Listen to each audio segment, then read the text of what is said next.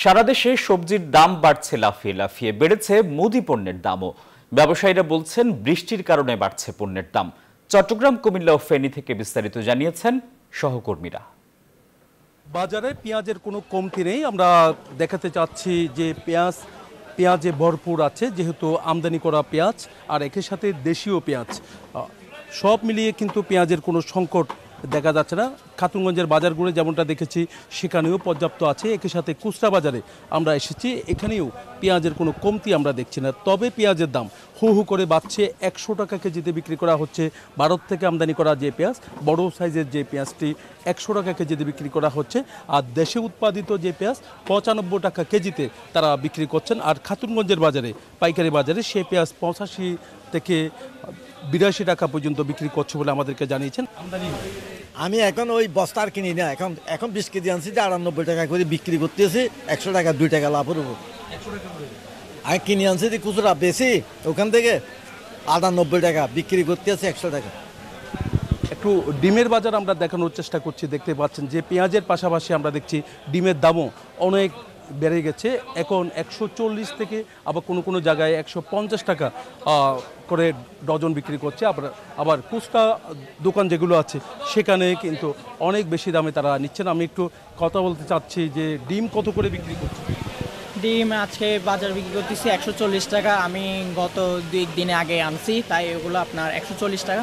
মাঝখানে কমে পাইছি, ওগুলা কেনাতে এখন 140 টাকা। আজকের বাজার এখনও খবর নিলে বলতে পারবো দাম কতটুকু।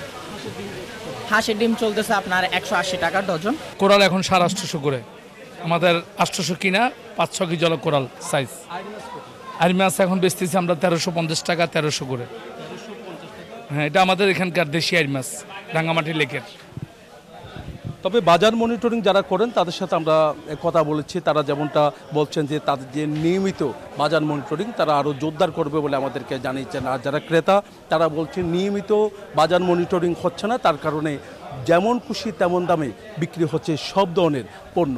ধন্যবাদ। আমি আছি কুমিল্লার সবচেয়ে বড় বাজার রাজগঞ্জ বাজারে এসেছি। এখানে কিন্তু শাকসবজি এবং যে কাঁচা সবজি রয়েছে সব ধরনের সবজির দাম কিন্তু বৃদ্ধি পেয়েছে বর্তমানে। আসলে যে রাজগঞ্জ বাজার, আমরা সাধারণ ক্রেতাদের সাথে কথা বলেছিলাম, সাধারণ ক্রেতারা কিন্তু বলছে যে এভাবে যদি বাজারে সব ধরনের শাকসবজির দাম বৃদ্ধি হয় তাহলে কিন্তু তাদের ক্রয় ক্ষমতার বাইরে চলে যাবে। এবং আমরা পাশাপাশি কিন্তু মুদি দোকানদারদের সাথে কথা বলেছিলাম, মুদি দোকানে কিন্তু বিভিন্ন পণ্যের দাম কিন্তু বৃদ্ধি পেয়েছে। বিশেষ করে যে পেঁয়াজ রয়েছে সেখানে কিন্তু গত 2-1 দিনের ব্যবধানে 30 থেকে 40 টাকা বেড়েছে। এবং যে কাঁচা সবজি বেগুন, সেই বেগুনের দাম বেড়েছে প্রায় 50 টাকা। এবং পাশাপাশি কিন্তু যে টমেটো রয়েছে সেখানে কিন্তু অর্ধেক দাম বৃদ্ধি পেয়েছে। বর্তমানে 200 টাকা কেজি বিক্রি হচ্ছে, গত সপ্তাহে 100 টাকা ছিল। আমরা একটু ব্যবসায়ীদের সাথে কথা বলতে চাচ্ছি যারা এই বাজার নিয়ন্ত্রণে কাজ করেন। আপনার কাছ থেকে জানতে চাচ্ছি সব ধরনের কাঁচা সবজি এবং মুদি দোকানের বিভিন্ন পণ্যের দাম বৃদ্ধি পেয়েছে, কারণ কি? এর প্রধান কারণ হচ্ছে প্রচুর ঝড় বৃষ্টি হচ্ছে, পাশাপাশি অনেক কৃষকই কৃষিকাজ ছেড়ে দিয়েছে।